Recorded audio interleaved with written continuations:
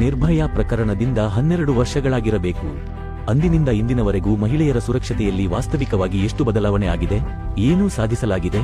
ಹೌದು, ಒಂದು ವಿಷಯದಲ್ಲಿ ಬದಲಾವಣೆ ಆಗಿದೆ. ಮಹಿಳೆಯರು ಈಗ ತಮ್ಮ ಹಕ್ಕುಗಳ ಕುರಿತು ಇನ್ನಷ್ಟು ಗಟ್ಟಿಯಾಗಿದ್ದಾರೆ. ಆದ್ದರಿಂದ ಮಹಿಳೆಯರ ವಿರೋಧ ಹೆಚ್ಚಾಗಿದೆ. ನಿರ್ಭಯಾ ಪ್ರಕರಣದ ನಂತರ ಮಹಿಳೆಯರ ಕಾನೂನು ರಕ್ಷಣೆಯನ್ನು ಹೆಚ್ಚಿಸಲಾಗಿದೆ ಮತ್ತು ಮಹಿಳೆಯರಲ್ಲೂ ಸ್ವಲ್ಪ ಜಾಗೃತಿ ಮೂಡಿದೆ. ತಾವು ತಮ್ಮ ಹಕ್ಕುಗಳು ಮತ್ತು ಜೀವದ ರಕ್ಷಣೆಗೆ ಎಚ್ಚರಿಕೆಯಿಂದ ಇರಬೇಕು ಎಂದು.